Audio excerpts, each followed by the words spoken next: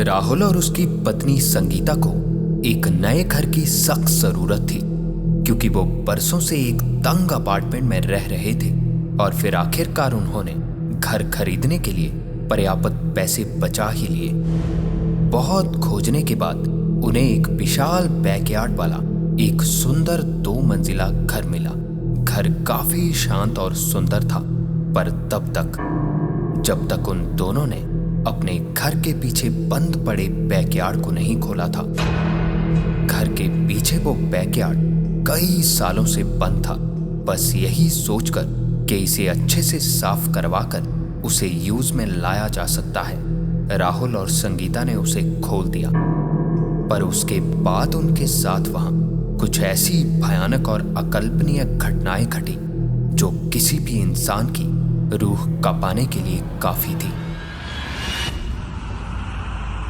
नमस्कार, my town channel में आपका एक बार फिर स्वागत है। एक कहानी ऐसी भी, एपिसोड 286। नए घर की अच्छे से साफ सफाई कराने और वहां की मरम्मत कराने के बाद जैसे जैसे वो दोनों अपने घर में बसने लगे थे, कुछ अजीब घटनाएं हर दिन घटने लगी। इसकी शुरुआत आधी रात में गलत जगह रखी वस्तुओं और अजीब आवाजों से हुई। संगीता इसे उनकी कल्पना और नई जगह आने का तनाव कहकर हमेशा टाल दिया करती थी, पर राहुल इस एहसास से उभर नहीं पा रहा था। वो समझ चुका था कि यहाँ इस घर में कुछ तो असामान्य हो रहा था। धीरे धीरे हर दिन ये घटनाएं और भी बढ़ने लगी। अब राहुल और संगीता को कुछ भी समझ नहीं आ रहा था कि आखिर यहाँ ये अचानक होने क्यों लगा था। और फिर एक रात जब राहुल रसोई में रात का खाना बना रहा था, उसने अपने कानों के बिल्कुल करीब एक धीमी सी आवाज सुनी।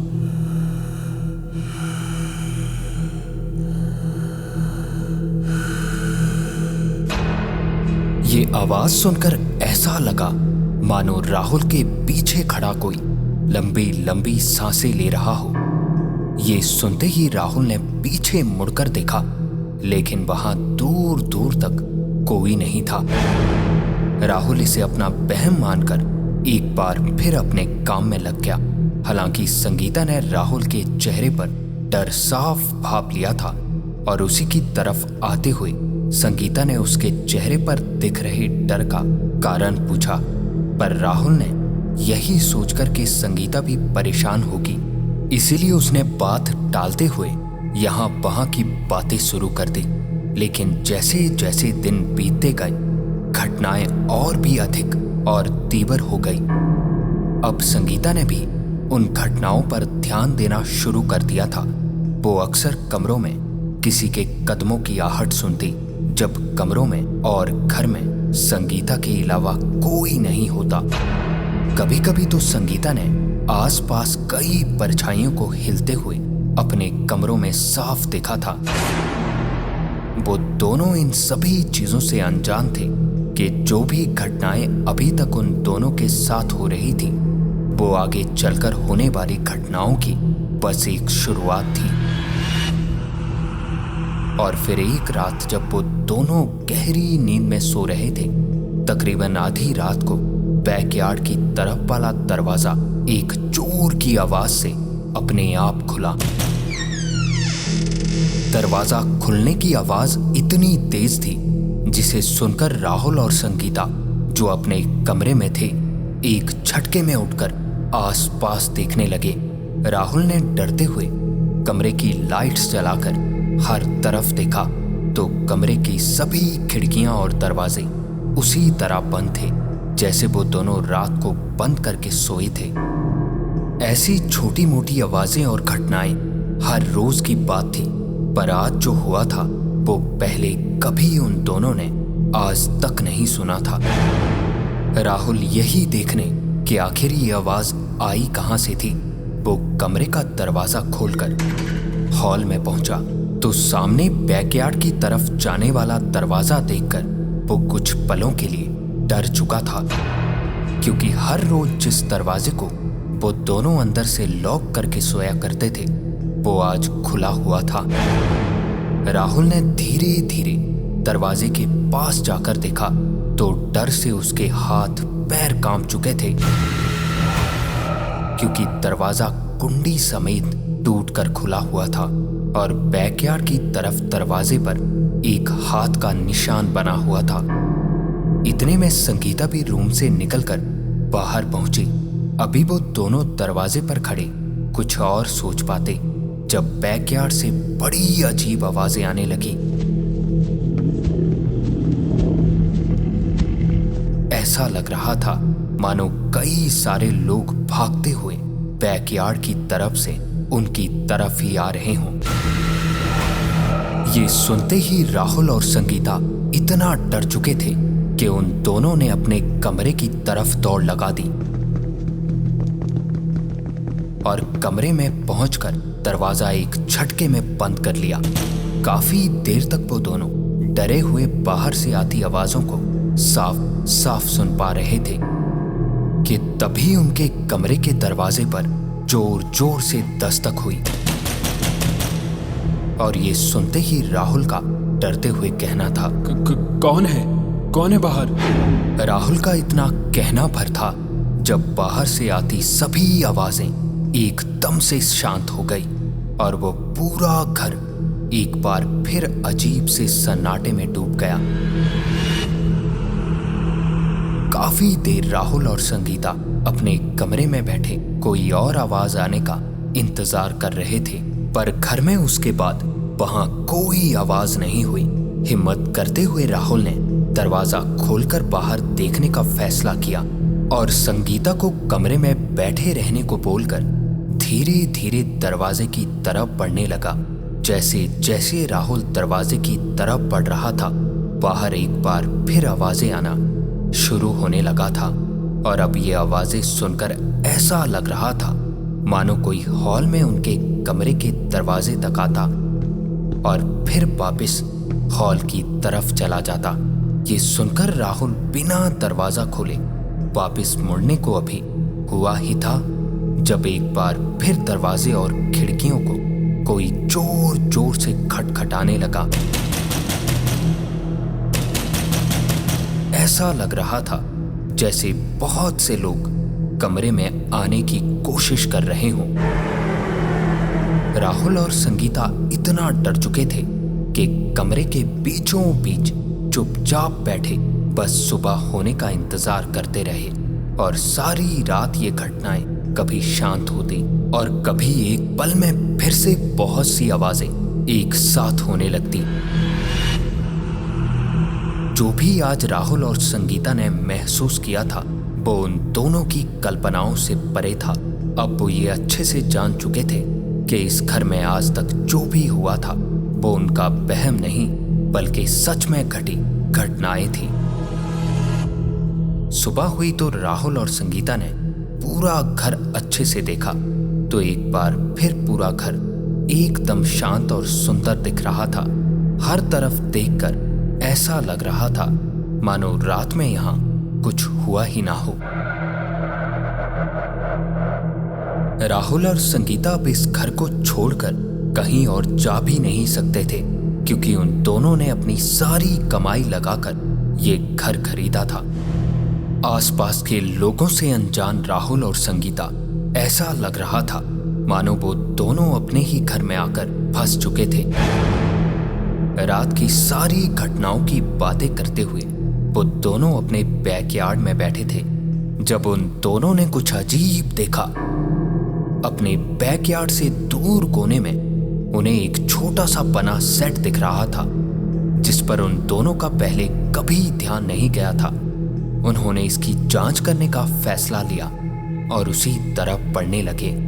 जैसे ही वो दोनों उस सेट के पास पहुंचे तो उन्होंने दरवाजे पर एक अजीब प्रतीक देखा जिसे उन्होंने पहले कभी नहीं देखा था।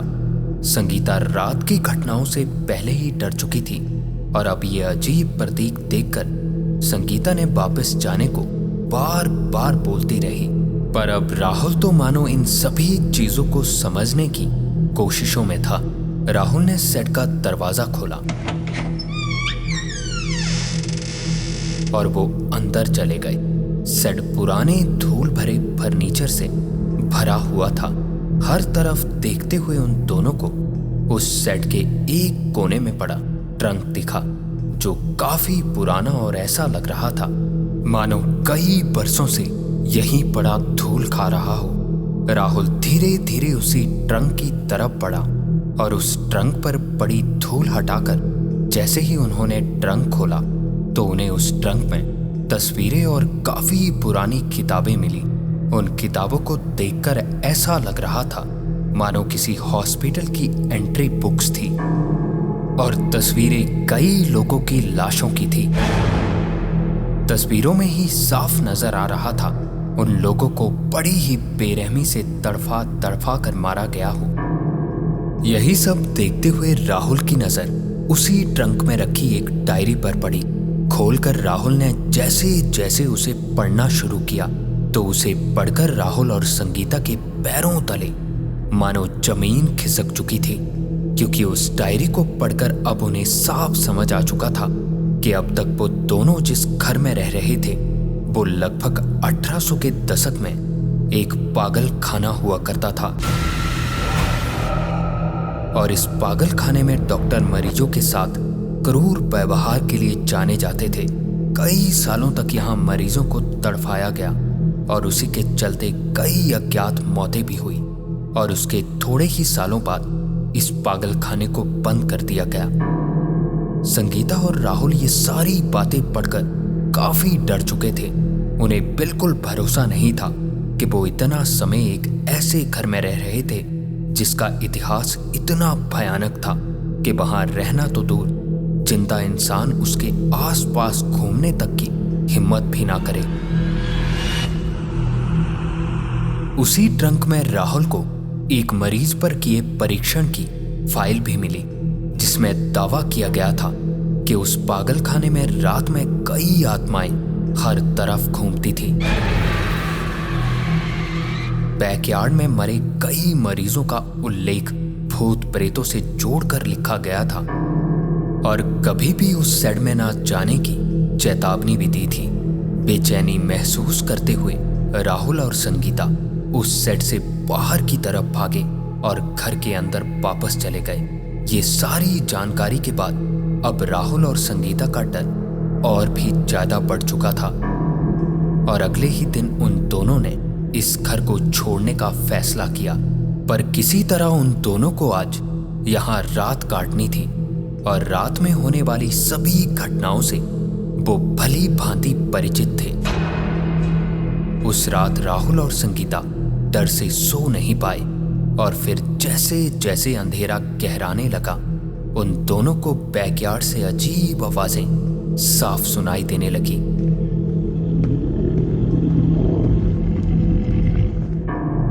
आज राहुल और संगीता ऊपरी मंजिल के कमरे में थे, जहां से बैकयार्ड को पूरा देखा जा सकता था। बैकयार्ड की तरफ से आती इन सभी अजीब आवाजों को देखने वो दोनों खिड़की की तरफ बढ़े, और पर्दा हटाकर नीचे देखा ही था तो बैकयार्ड में उन दोनों ने जो भी देखा वो देखकर उन दोनों की डर से रूह तक कांप उठी,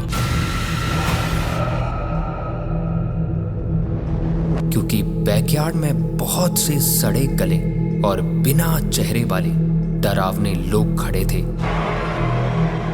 अभी वो दोनों इस डर से उभर पाते जब उन दोनों ने अपने कानों के ठीक पीछे एक आवाज सुनी, तुम इस घर को कभी जिंदा नहीं छोड़ पाओगे।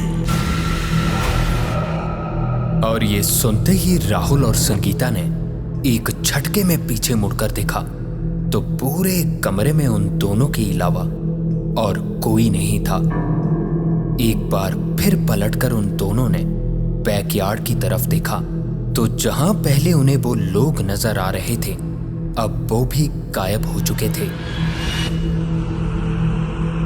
इस घटना के बाद राहुल और संगीता ने वो घर अगले दिन ही छोड़ दिया, पर जहां भी वो जाते डरावनी आवाजें और बिना चेहरे वाले वो लोग उन्हें हर जगह नजर आते थे और हर दिन उनके कानों के करीब कोई यही कहता, तुम इस घर को कभी जिंदा नहीं छोड़ पाओगे।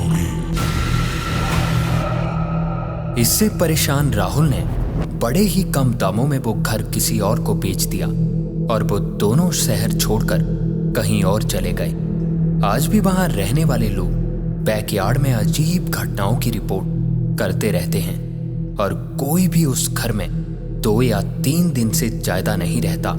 वो घर आज भी उसी हालत में वहीं खड़ा है, जिसकी दीवारों के भीतर हुई भयानक घटनाएं वहां रहने वाले लोगों को आज भी झंझोड़ देती हैं। और आज भी इतने बरसों के बाद भी उस घर का वो बैकयार्ड डर और अंधेरे का स्थान बना हुआ है, जिसे एक बार देखने के बाद दोबारा कोई देखने की हिम्मत तक नहीं करता।